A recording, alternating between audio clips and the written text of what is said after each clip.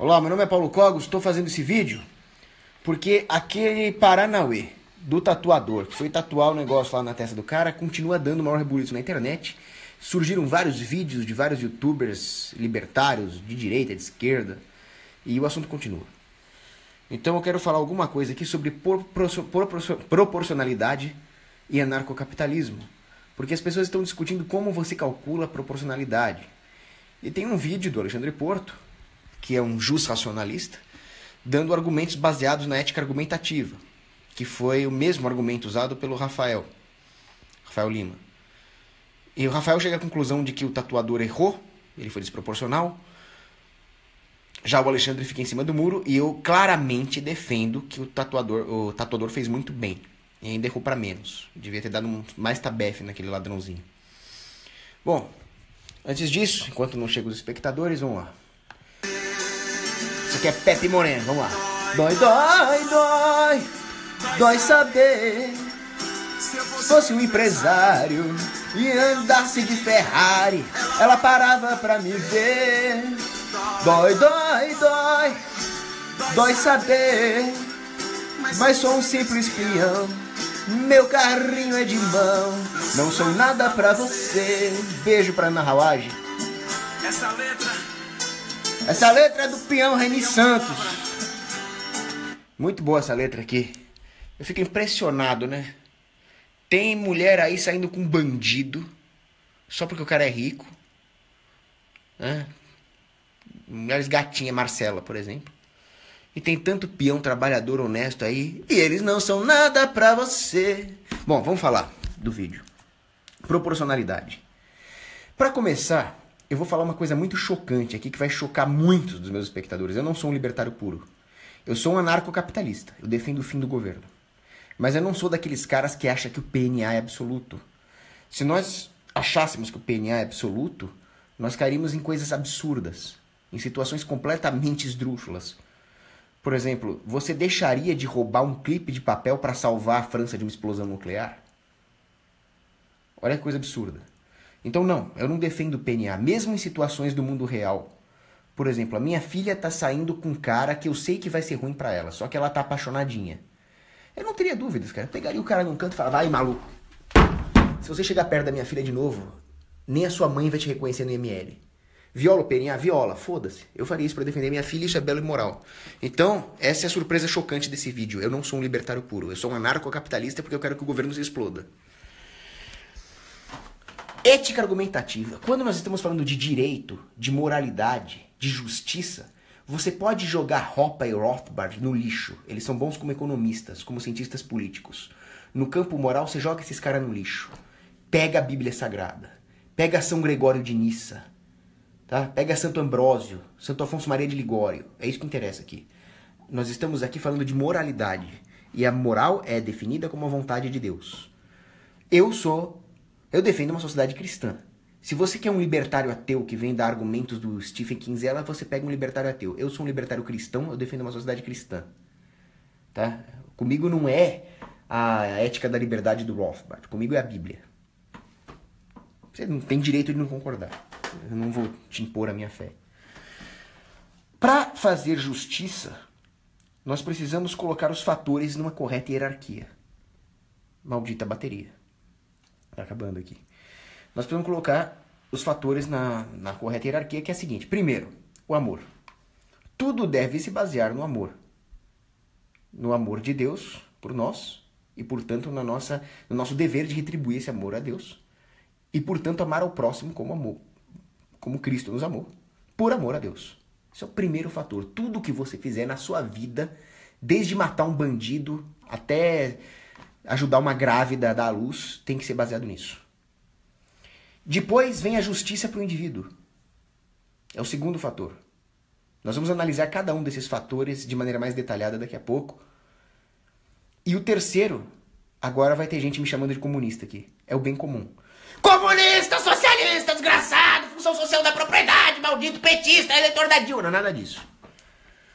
O bem comum, a sociedade, é um conceito tomista, São Tomás de Aquino, tá? Não é Dilma, não é Maria do Rosário. E decorre também da necessidade de amar o próximo, da humanidade entrar em comunhão. Eu vou explicar cada um desses detalhes. Nós não podemos colocar o bem comum, o bem da sociedade, por assim dizer, acima do indivíduo e acima de Deus. Caso contrário, nós estaremos incorrendo no utilitarismo.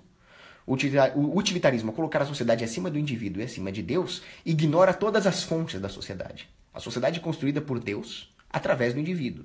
Você colocou a sociedade acima, você inverteu completamente a pirâmide. Fora os absurdos epistemológicos do utilitarismo, que eu não vou entrar em detalhes aqui. Mas John Stuart Mill, Bentham, vão tudo a merda vocês. O indivíduo aqui fica completamente nulificado. Outro erro é colocar na posição de absoluto moral a deontologia kantiana. Nesse caso, coloca-se o indivíduo acima de Deus. Está errado também. Primeiro que isso prejudica o próprio indivíduo. Afinal, o indivíduo só é pleno se em comunhão com Deus e, portanto, em comunhão com toda a humanidade por amor a Deus. Além disso, nós estaríamos destruindo outros indivíduos que pertencem à sociedade e que estariam sendo injustiçados por esse injusto absolutismo moral do PNA, por exemplo, princípio da não agressão. Nós estamos, então, divorciando o indivíduo tanto da sua fonte de plenitude, que é Deus, quanto da consequência, que é o benefício comum da sociedade. Certo? Então, o utilitarismo nulifica o indivíduo e a deontologia divorcia o indivíduo da sua fonte e das suas consequências. Logicamente, portanto, para sair de todas essas contradições, a única posição possível é colocar o amor a Deus acima de tudo. Ah, mas quem não é cristão? E uma sociedade ateia? E uma sociedade pagã? Cara, você tem todo o direito de ser ateu, de ser pagão. Eu amo meus amigos ateus e pagãos, no sentido cristão da palavra ágape, né? Sem viadagem aqui. Mas eu defendo uma sociedade cristã, porque ela é a única maneira de nós atingirmos uma sociedade com uma moralidade aceitável e evitarmos o surgimento de um Estado. Se não fosse assim, eu não defenderia uma sociedade cristã. Então, acabou. Se você quiser um argumento ateísta, justo racionalista, você pode procurar outro vídeo, não o meu. Enfim. No vídeo do Alexandre Porto, que é um justo racionalista, ele fala que é impossível aplicar uma proporcionalidade em teoria punitiva objetivamente. É tudo subjetivo. Ele até dá uma boa explicação de por quê. Mas eu discordo dele epistemologicamente. Embora nós não tenhamos acesso a essa objetividade, embora ela seja realmente impossível de calcular, para nós que temos uma razão limitada, ela não é subjetiva, relativa, ela é objetiva e absoluta. Nós só não temos acesso a ela. Existe uma proporcionalidade perfeita na mente de Deus. Nós não temos acesso a ela, nunca vamos ter, mas nós devemos ter em mente que ela existe e devemos buscá-la com todas as nossas forças. Afinal, isso é o motor do nosso aperfeiçoamento, do aprimoramento da nossa sensibilidade intuitiva, do aprimoramento do nosso intelecto para essa subjetividade prática que nós vamos encontrar. Que na prática vai ser subjetivo. Mas nós temos que usar todos os recursos que nós temos, a fé, a intuição e a razão, para nos aproximar o máximo que der, assintoticamente, dessa objetividade que existe, que é real. Na prática vai ser subjetivo, mais um motivo para nós aperfeiçoarmos o nosso intelecto. Portanto, é mistério que nós assumamos que existe uma moralidade e, portanto, uma proporcionalidade em teoria punitiva que é objetiva e absoluta. Agora, vamos analisar cada um daqueles fatores que eu estava falando lá. O primeiro, então, é o amor. Como que o homem deve encarar isso? Ele deve fazer tudo, em cada momento da vida dele, para a glória de Deus. Sempre. E ele deve amar ao próximo por amor a Deus. Esse é o triângulo. Isso não significa que o homem deve julgar o destino eterno dos agentes que ele está lidando na teoria punitiva. Porque isso cabe a Deus. A vingança, a pena eterna, cabe a Deus, não cabe ao homem. O homem, por amor a Deus, deve simplesmente cumprir a vontade de Deus fazendo a justiça temporal. Se o homem resolver se arvorar na posição de Deus e sair julgando a pena eterna, ele vai cometer erros absurdos e, em outras palavras, ele vai fazer cagada. Ele vai fazer merda. Então, existe uma divisão de trabalho aqui. O homem foi incumbido por Deus de aplicar a responsabilidade temporal da justiça, não a espiritual eterna. Caso contrário, o homem vai errar. E ele vai começar a errar em tudo. Ele vai começar a achar que ele é Deus em todos os aspectos da vida e vai perder totalmente a humildade que é condição sine qua non para nossa salvação, a humildade. Vou dar um exemplo prático para ficar mais claro, porque esse conceito aqui é bem complexo. Vamos supor que um terrorista muçulmano pega um padre ali. Você aqui, seu padre desgraçado! Faz o padre de refém. Aí o terrorista muçulmano fala pro padre: eu quero que você negue a Jesus Cristo e aceite Muhammad como seu único profeta. Aí o padre fala: vai tomar no cu, seu muçulmano filho da puta, eu não vou negar porra nenhuma. O que acontece então? O muçulmano vai dar um tiro na cabeça do padre. E o que vai acontecer, provavelmente, teologicamente falando, muito provavelmente, esse padre vai virar um mártir. Ele vai direto para o céu como santo e vai receber um altíssimo nível de glória com a coroa do martírio. Ou seja, ele vai se dar bem. Né? O muçulmano vai sobreviver. Ele vai dar um tiro na cabeça do padre, vai perder não vai mais ter com quem negociar. Então a polícia vai render ele. Fala: vamos pra cabeça! Pronto, ele vai preso. Lá na cadeia, o terrorista muçulmano vai ter tempo de se arrepender, se redimir, se converter, se confessar. Ele pode até pegar pena de morte, mas ele tem chance de se salvar, certo? Agora, vamos supor que aparece um atirador de elite. Terrorista muçulmano, padre refém, o atirador de elite mira o fuzil dele ali, pau, na cabeça do muçulmano. O que provavelmente vai acontecer? Provavelmente o muçulmano vai direto pro inferno. Estava em pecado mortal ali, já era. E o padre? O padre, ele vai continuar a vida dele. Ele pode pecar e acabar indo pro inferno também. Ele pode ir pro purgatório. Dificilmente ele vai ser mártir. Ele não vai ser pego refém 2 vezes. Muito difícil isso acontecer. Mas essas considerações é para um teólogo fazer. Essa não é a função do atirador de elite. A função do atirador de elite, que Deus lhe incumbiu, que é da ordem natural da sua profissão, é meter bala no terrorista islâmico. Foda-se. Tá? O atirador de elite não está lá para ser teólogo.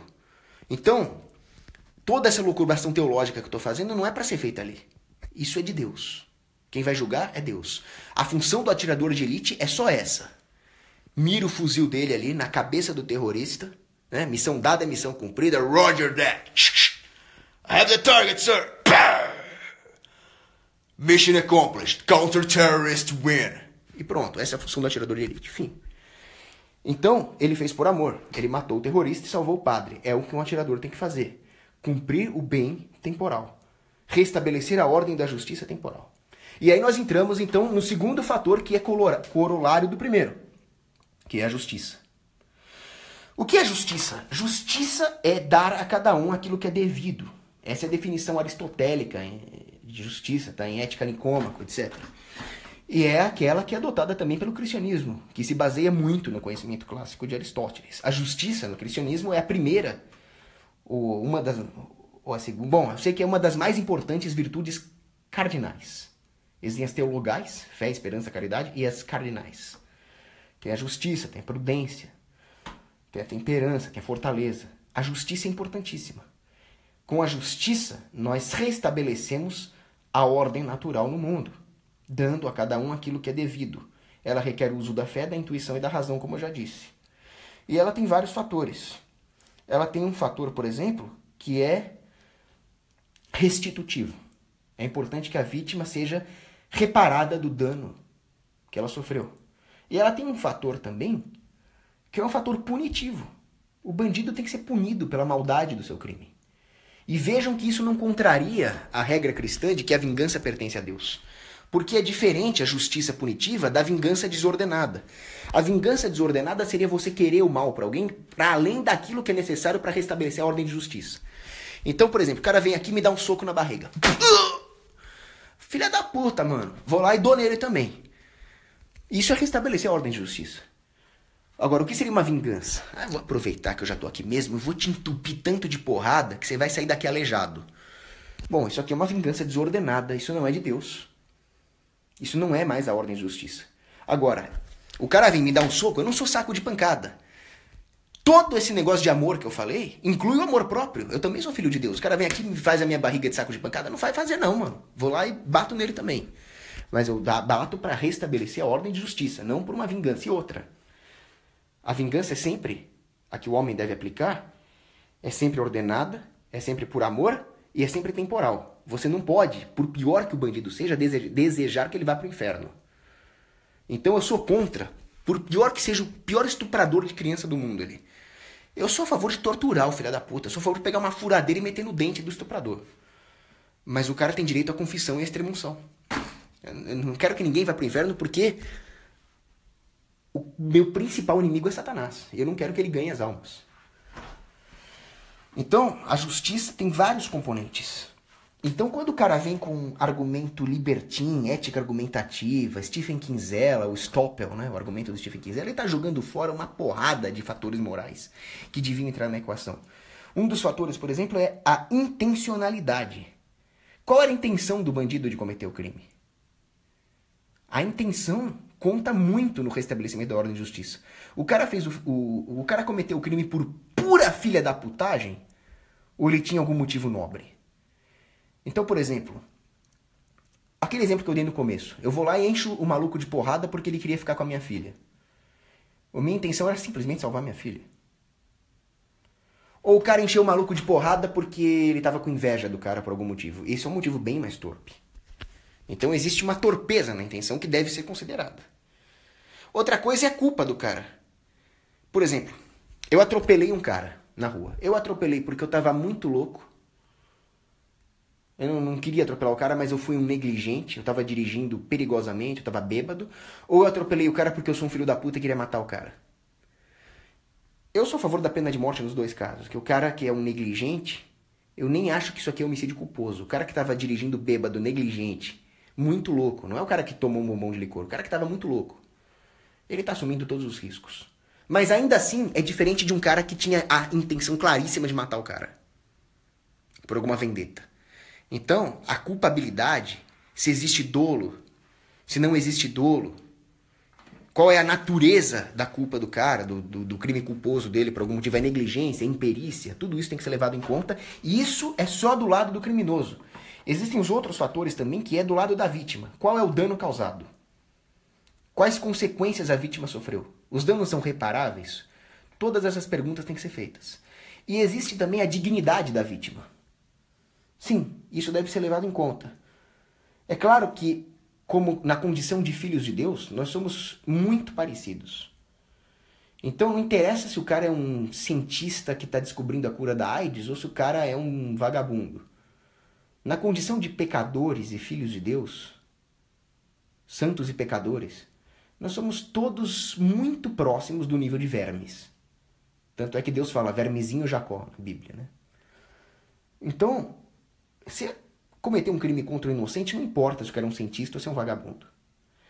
Mas existem coisas que começam a importar. Por exemplo, você cometer um crime contra um sujeito totalmente inocente é diferente de cometer um crime contra um cara que já tinha feito várias merdas no passado.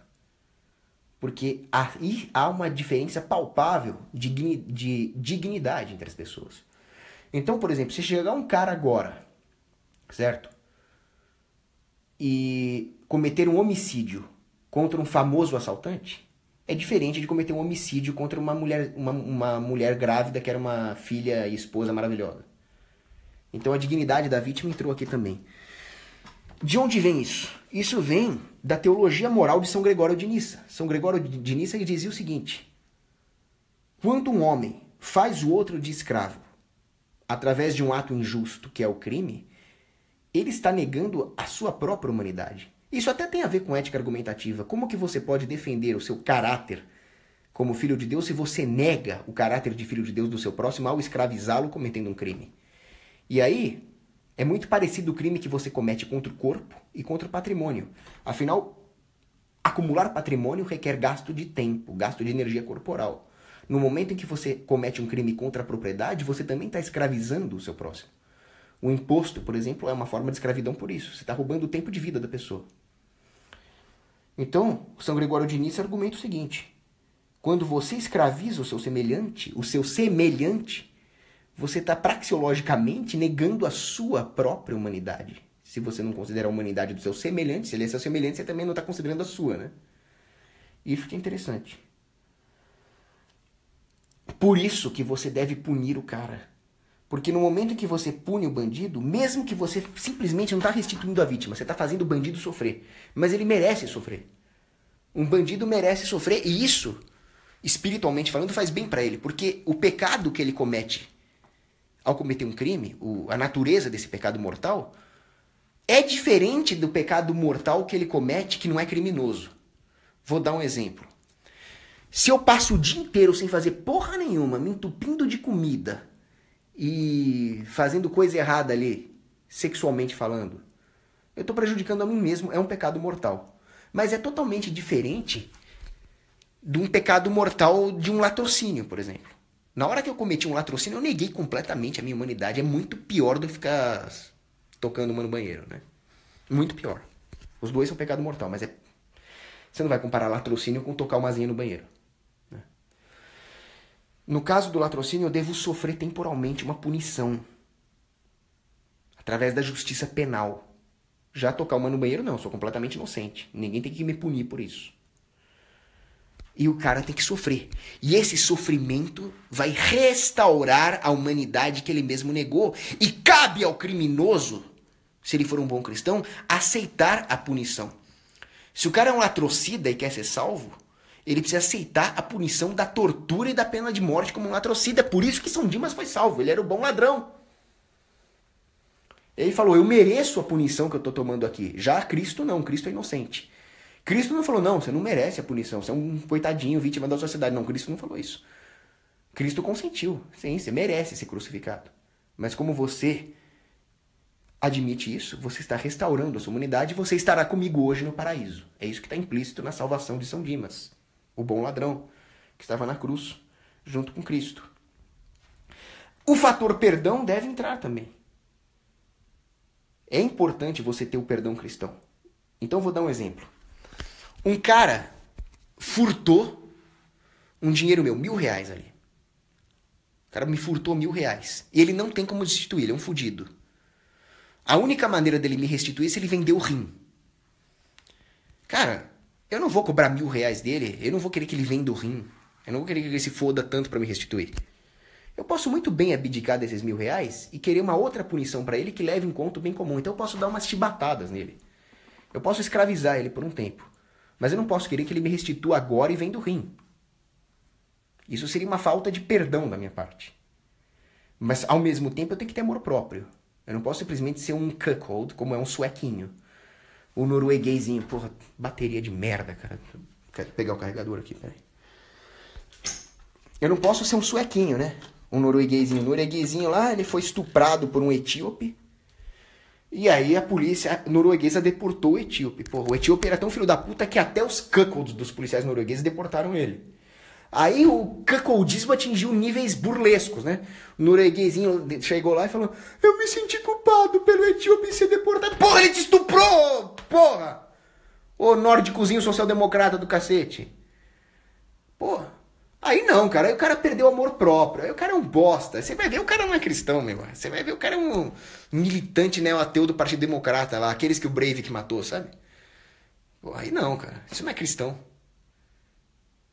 Aí, você pensa o seguinte. Quem é que vai aplicar, então, a punição? Fazer o cara sofrer? Santo Agostinho dizia isso. As autoridades constituídas têm o direito de aplicar, de servir de instrumentos da vingança de Deus. É isso que é interessante. Não é que Deus vai se vingar lá no além. A vingança de Deus já pode ser aplicada pelas autoridades constituídas aqui. Infelizmente, muitos cristãos interpretam essa autoridade constituída como sendo o Estado. E Santo Agostinho fala o seguinte, uma autoridade constituída que aplique a pena de morte, por exemplo, ela não está violando o mandamento de não matar. Porque ela é uma autoridade constituída para aplicar a justiça, restabelecer a ordem e tal. Mas, aí que tem que tomar cuidado. Agora eu vou destruir os cristãos estatistas aqui. Os cristãos estatistas vão falar que essa autoridade é o Estado. Porque ele é constituído justamente para aplicar a vingança ordenada. Ele não está assassinando ninguém. O mandamento lá é não assassinar, né? Espera um pouquinho. Como é que a autoridade se constituiu, rapaz? Se a autoridade é constituída porque trata-se de uma autoridade justa, de uma autoridade voluntariamente aceita na sua jurisdição através de um contrato privado, você está falando de uma autoridade, de uma elite natural anarcocapitalista. Agora, se a autoridade que você está dizendo que não vai violar o direito de não assassinar se constituiu justamente através da ameaça de assassinato contra inocentes, ela não é ordenada. Olha, eu vou matar os bandidos e eu não tô violando o direito de assassinar. Eu sou autoridade constituída. E você se considera uma autoridade por quê? Porque eu tenho um canhão apontado na tua cara e eu exijo monopólio. Em outras palavras, você pode chamar isso de Estado. Porra, puta que pariu, caralho. Nesse caso, você só é uma autoridade, entre aspas, porque você tá ameaçando inocentes de assassinato para manter o seu monopólio. Então você não é uma autoridade constituída, então você pode tomar no teu cu. Portanto, se existe um Estado, necessariamente existem pessoas violando o mandamento de não assassinar. Logo, um cristão jamais poderia defender a existência de um Estado. Um Estado não é uma autoridade constituída. Pô, será que é tão difícil entender isso? Então acabou, cara. Se você não é anarcocapitalista, você já tá errado. Sendo cristão ou não. Simples. Agora, vocês já estão começando a entender de onde vem a justiça? Vem do restabelecimento de uma ordem de justiça natural, uma ordem natural, por uma autoridade ordenadamente constituída, não através da ameaça de assassinato, o que exclui aqui o Estado. Da mesma forma como aquele sujeito que me roubou R$100 e ele não pode me restituir e eu perdoei ele, é preciso também levar em conta a necessidade de punir a maldade do cara, aquela intencionalidade que eu falei. Então imagina que um cara tenta me matar e eu consigo neutralizá-lo de uma maneira espetacular e isso me torna famoso e eu ainda por cima escrevo um livro sobre o episódio e fico milionário.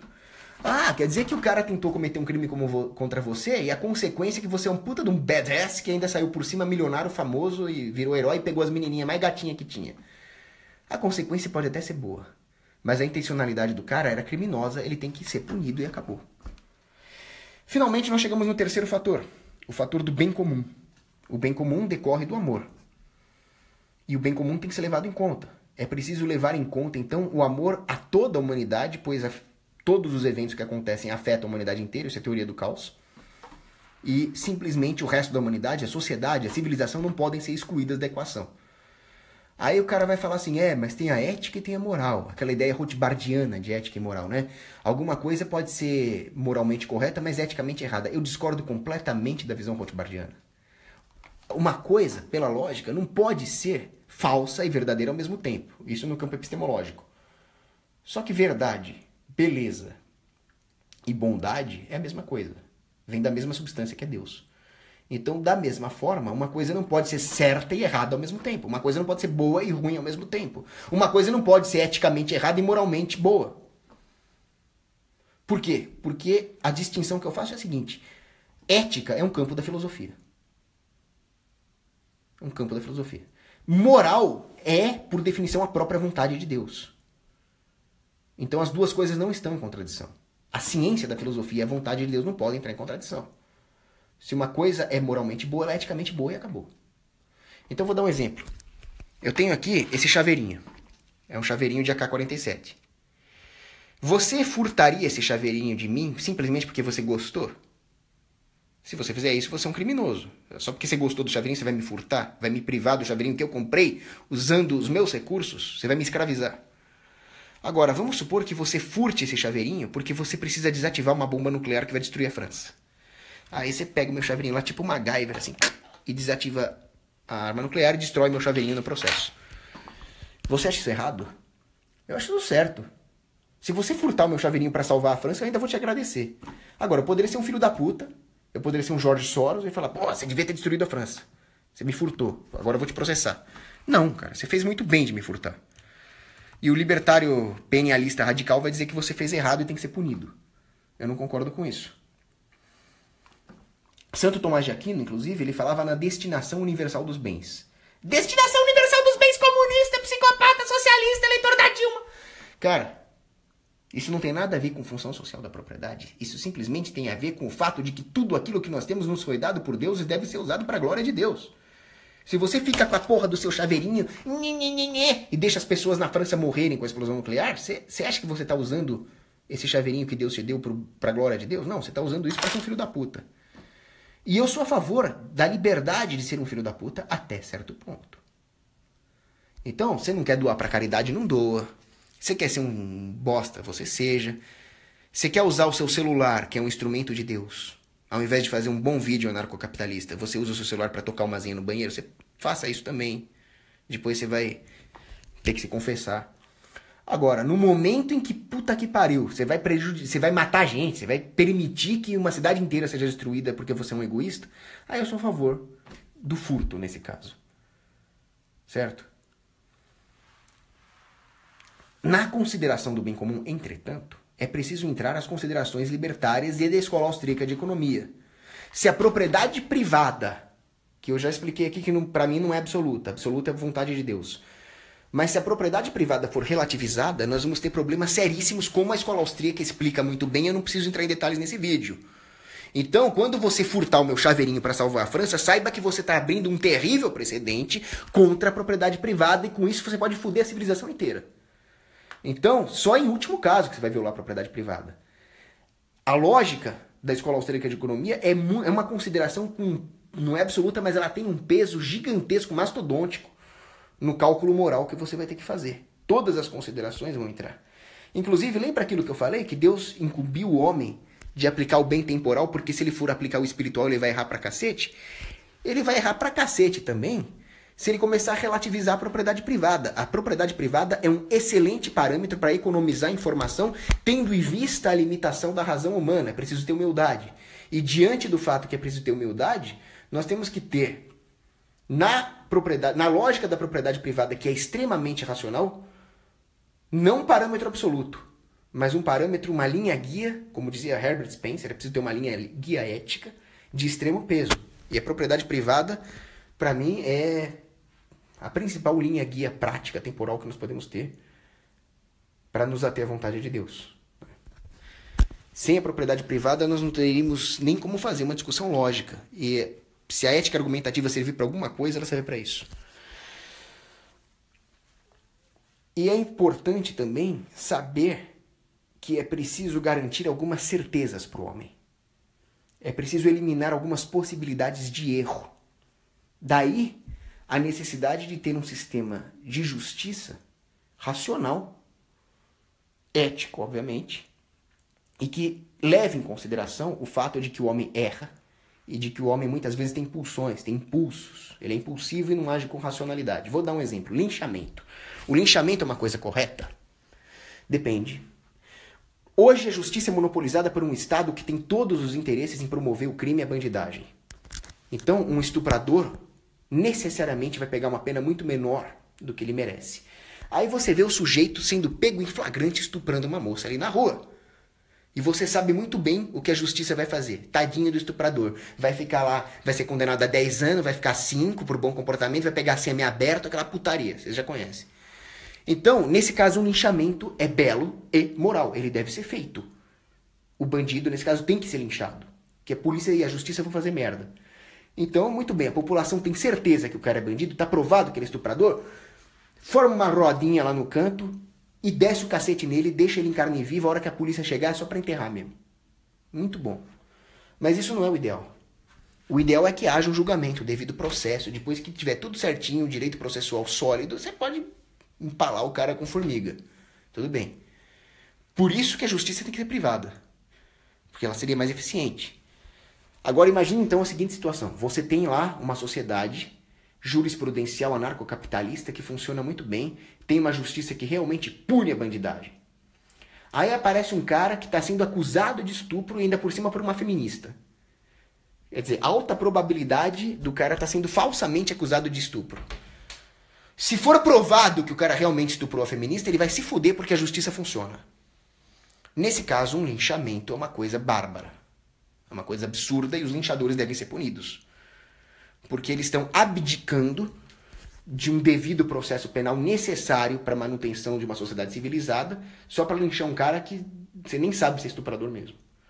Então eu dei 2 exemplos onde, primeiro, o linchamento é moral. É um dever moral. O segundo, onde o linchamento é um absurdo. Tudo dependeu, como eu disse, das circunstâncias. Não dá para matematizar. E nesse caso, isso mostra que o Alexandre Porto tem razão quando ele fala que não dá para matematizar. Por isso que a legislação positivada é uma aberração da natureza.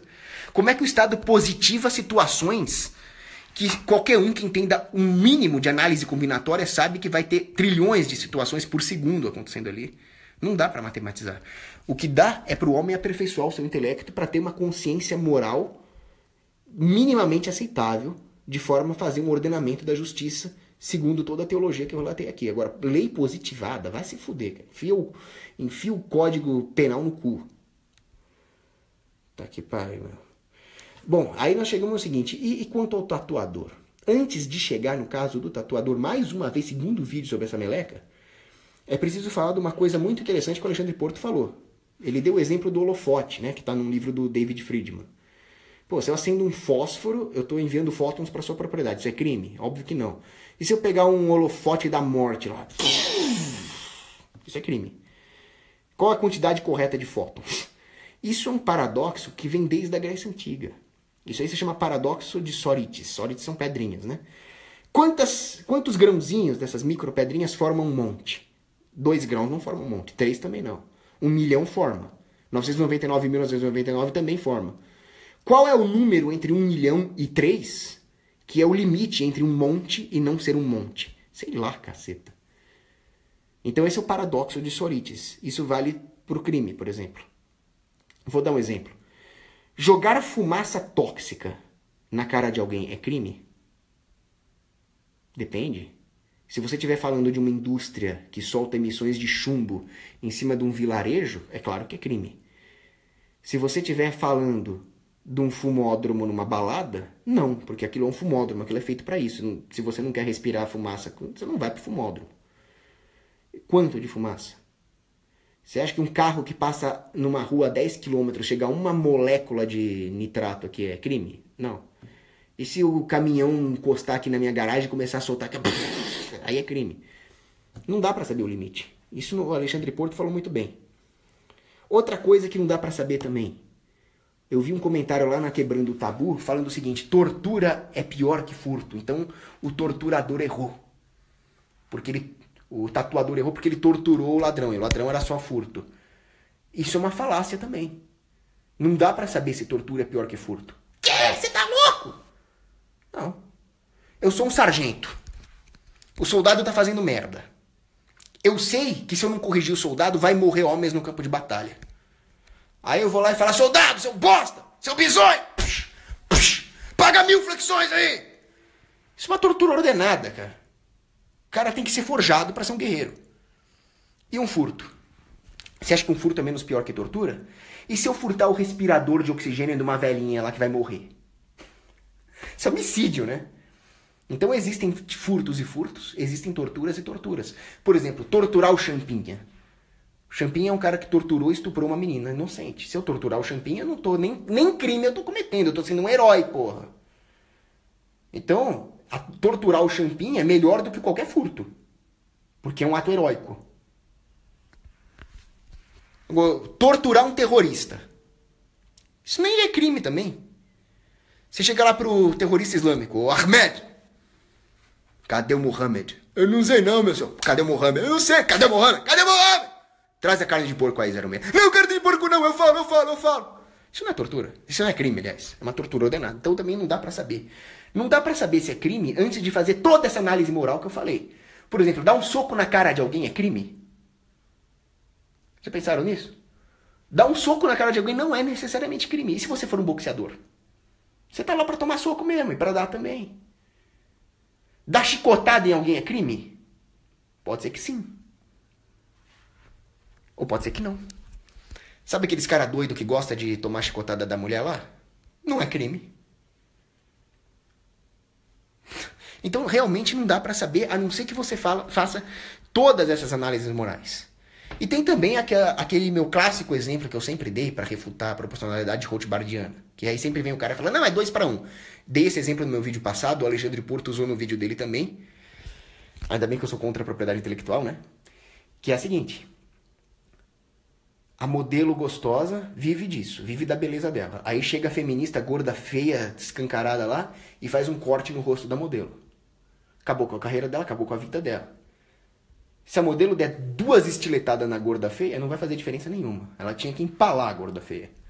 Então isso aqui refuta a proporcionalidade rothbardiana. Bom, Enfim, fiz várias considerações teológicas, refutei vários absurdos em vários campos aí, esquerda, direita, ultralibertários, radicais, penalistas, para finalmente chegar no ponto. E o tatuador? E o cara que tatuou a cabeça do cara ali? As considerações pessoais que eu vou fazer agora, para que nós pelo menos possamos calcular se o cara agiu certo ou errado. Primeiro, nós chegamos num absurdo de punir a vítima, que é o tatuador que foi agredido pelo bandidinho, e o bandidinho tá solto. Vai se fuder. Mas ele foi punido porque ele passou dos limites. Você não acha que o cara que passa dos limites tem que ser punido? Tem. Mas eu não acho que ele passou dos limites. Primeiro, o trauma que ele causou no bandido, ao fazer a tatuagem dolorida na cabeça dele, vai evitar que ele cometa futuros crimes. E se um dia ele fosse cometer um crime e fosse morto, por exemplo, e no tiroteio uma bala perdida pega numa criancinha? Tudo isso foi evitado. Porque agora eu duvido que esse cara vai assaltar alguém. Segundo, ladrão é ladrão. Então, primeiro, esse tatuador evitou, provavelmente, não dá pra saber, claro, não sou vidente, isso não existe, vidente é tudo picareta, mas talvez ele tenha evitado um crime no futuro. Com bala perdida e o caralho. Segundo, ladrão é ladrão. O cara não é ladrão? Então qual é o problema de chamar ele de ladrão? Ladrão é ladrão. E tem que avisar a sociedade, lembra do bem comum? Que ele é ladrão. E é um vacilão também, fez muito bem. Terceiro, vamos analisar agora aqueles fatores que eu falei. Intencionalidade. A intenção dele era roubar a bicicleta. Não era uma intenção nem um pouco nobre. Culpabilidade. Existia dolo. Um dolo totalmente injustificado que era roubar uma bicicleta. Ele foi roubar a bicicleta para levar a mãe para o hospital? Não. Ele foi roubar a bicicleta porque ele queria a bicicleta por puro consumismo. Né? Dignidade da vítima. Um completo inocente. Nem vou entrar nos méritos se ele era deficiente ou não, que para mim roubar uma pessoa... Mas ele era um inocente. Se ele era deficiente, pior ainda, mas não dá para saber se o ladrão sabia. Mas foda-se. Dano. Você tem um dano econômico, inclusive. A expectativa de ser roubado, de estar inseguro, aumenta a preferência temporal, o que é péssimo para a economia, o que vai matar a gente de fome, caralho. Então ele causa um dano econômico ao criar expectativa de ser roubado, ao criar insegurança. Esse bandidinho tem que se fuder mesmo. Outra, nós estamos esquecendo que qualquer coisa que você aplique contra o tatuador é uma punição contra alguém que estava se defendendo. É diferente de alguém que inicia um crime contra um inocente. Então, mesmo que tortura da tatuagem fosse pior do que furto, você não está comparando um cara que torturou um inocente com alguém que furtou um inocente. Você está comparando um cara que torturou alguém que foi furtar um inocente. É bem diferente. E finalmente existe o deterrence effect, que eu falei. O cara vai ficar de boa de cometer outro crime. Bom, é isso. Vamos ver as perguntas aqui. Sim, o Alexandre Porto fala o seguinte, que como é que seria no anarcocapitalismo? Ele fala que seria um consenso entre as pessoas. Eu discordo do Alexandre Porto. O anarcocapitalismo não seria um consenso entre as pessoas, mas justamente a eterna busca do indivíduo de se livrar da necessidade de ter um consenso, de se blindar. Então seria a tentativa de acabar com a necessidade de um consenso entre as pessoas, o que seria algo parecido com uma democracia, e se livrar dele através da secessão individual. E através da soberania individual fazer contratos de justiça, ou seja, as várias técnicas de aplicação de uma justiça objetiva e universal, seja através de contratos, seja através de uma elite natural que naturalmente se forme, e assim por diante, se livrando de toda a idiosincrasia de massa que existe hoje numa democracia, ou que existiria naturalmente, que talvez tenha sido até o motivo pelo qual o Estado veio a surgir primeiramente. Mas é preciso proteger o indivíduo contra as massas.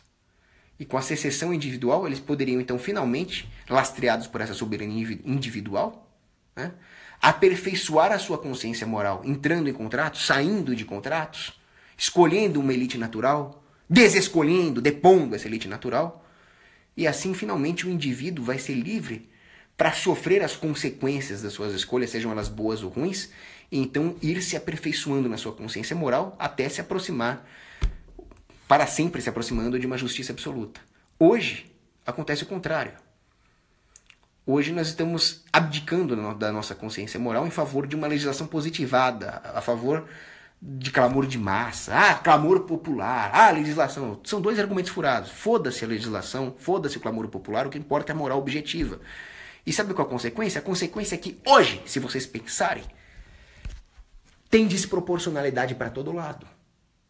Se você sonega, se você fala mal de político, você se fode muito mais do que... Você nem merecia se foder, você merecia uma medalha, né? Mas hoje, se você comete um crime pequeno, você se fode de maneira desproporcionalmente para mais.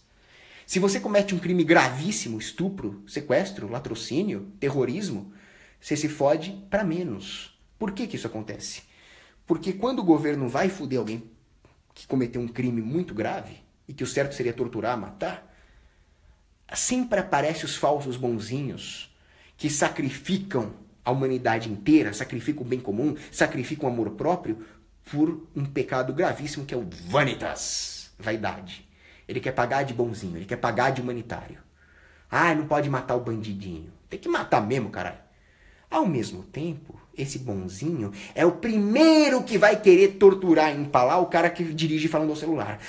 Ele dirige falando ao celular, ele vai causar um acidente, tem que punir, tem que arrancar o carro dele, nunca mais vai dirigir e pagar multa e fazer trabalho comunitário e foda-se a empresa dele. Aí ele vai se fuder muito mais do que ele merecia. Por quê? Porque aí toda a avareza acumulada, todas as contradições acumuladas daquela vaidade que você teve quando você mandou soltar o estuprador, você vai descarregar no cara que estava falando ao celular enquanto dirigia, seu filho da puta.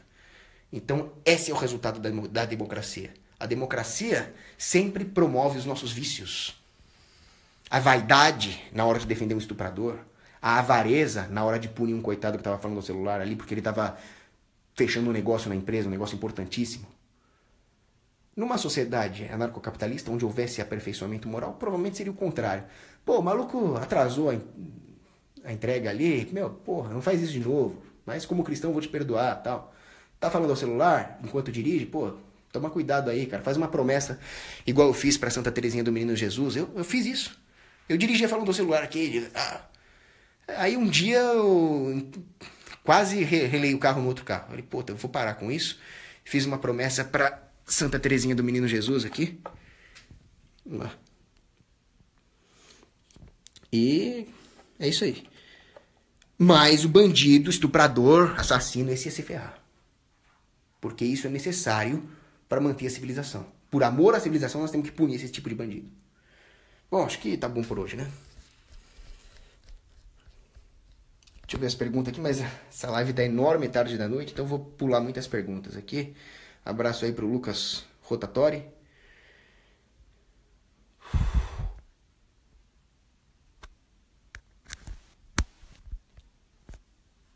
Lucas Santiago nos lembra que hoje nós temos uma ditadura do relativismo moral, Papa Bento XVI. Vanderlei Magalhães fala que eu tô gritando em casa às 1h50 da manhã, mas as portas estão tudo fechadas aqui. Se meu pai não veio reclamar até agora é porque ele não ouviu. O Eric Elvanger de Oliveira pergunta, seria o bem comum a fraternidade humana? Seria a ideia de entrar em comunhão com Deus. Mas você, para isso, precisa aceitar a comunhão com Deus. Então, promover o bem comum é diferente de promover o bem da maioria. O bem da maioria é ditadura do relativismo moral. O bem comum, não. O bem comum é o bem daqueles que aceitam a comunhão com Deus. E para Deus, não tem trade-off. Todos podem ser salvos. Mas aqueles que aceitarem o amor de Deus e entrarem em comunhão com Ele. Então, por exemplo, tem uma ilha com 10 estupradores e uma moça. A democracia preconizaria o estupro. É o bem da maioria. O bem comum, não. O bem comum proibiria o estupro. Porque é o melhor para a moça por motivos óbvios. Certo? É o melhor para a alma dos estupradores também. E é a ordem natural da justiça. A moça é inocente e os estupradores são filhos da puta, culpados, que têm que ser punidos. E se o estuprador for estuprar a moça e por causa da proibição tomar um tiro e for pro inferno, aí é porque ele não aceitou a comunhão. Aí ele que se foda. Foi pro inferno que mereceu.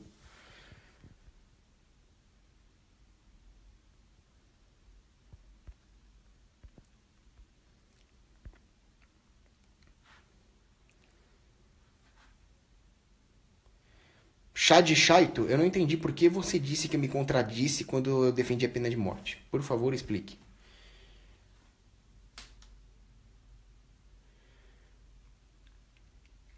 O Igor Lima pergunta, o que dizer quando as pessoas falam que Deus é um ser vingativo? Veja bem, tudo que Deus faz é para o nosso bem.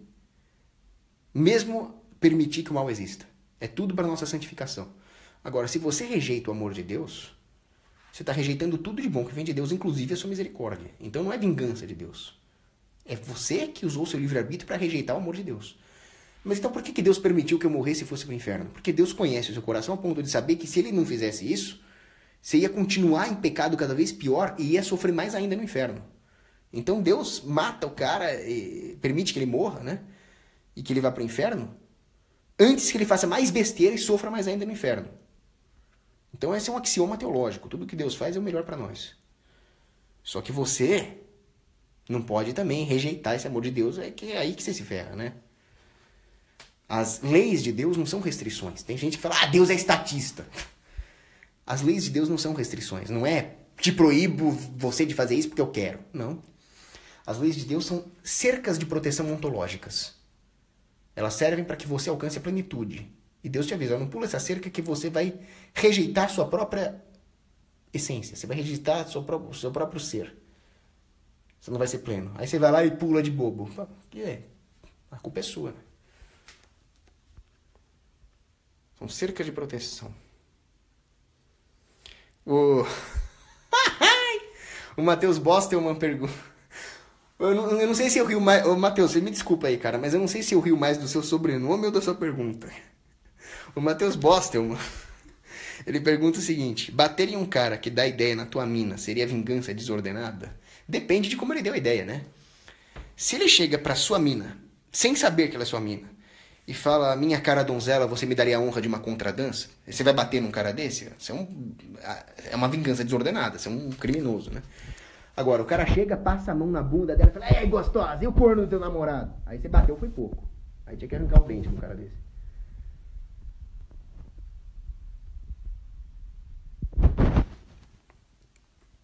Opa, o Matheus Bostelman lembrou bem. Tem que rebater aquele impostor do Conde.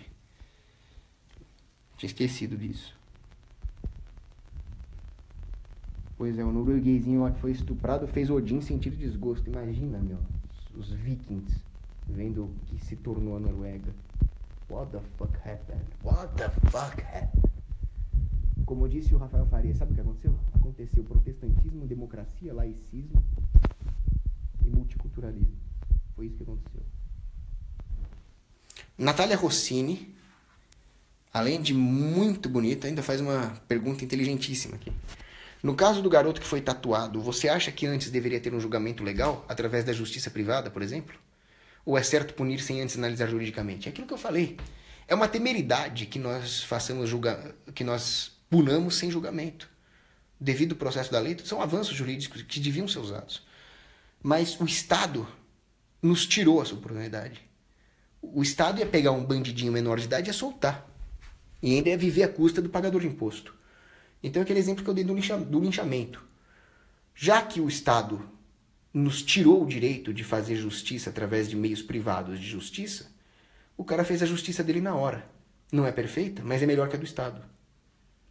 Então, é claro que eu preferia que houvesse um devido processo, com tribunais privados, concorrenciais, que se aproximassem do ideal de justiça. Mas entre o Estado soltar esse bandidinho e o tatuador tatuar a cabeça dele, eu prefiro que o tatuador tatue a cabeça dele. Jefferson Emanuel pergunta se eu sou a favor da Inquisição. Claro que eu sou a favor da Inquisição. Devido ao processo da lei, habeas corpus, isso aqui é avanço da Inquisição. Ah, mas a Inquisição matou a gente pra cacete, amigo. Você sabe que tipo de gente a Inquisição punha? Hereges. Não era herege que falava besteira teológica, não. Eram hereges que matavam mulheres grávidas. Os cátaras, por exemplo. Os cátaras falavam que tudo que é carnal é ruim e tudo que é espiritual é bom. Um tipo de maniqueísmo do louco deles. Então, já que tudo que é carnal é ruim, nascer é ruim. Se nascer é ruim, vamos matar as mulheres grávidas. Eles eram as abortistas da época. Não, esses caras têm que morrer mesmo, filhas da puta. Matou foi pouco. Cruzada contra os albigenses, matou pouco. Sou a favor mesmo. Heitor Emanuel Brás Pereira pede pra eu falar da Reconquista. É um tema muito grande, vou deixar pra uma próxima live, mas bela e moral tirar aqueles muros da Península Ibérica. Tinha que tirar mesmo, porrada neles. Nossa, tem muita pergunta muito boa, mas infelizmente eu tô com sono, então eu vou terminar aqui. Só se tiver alguma pergunta muito curta e muito boa.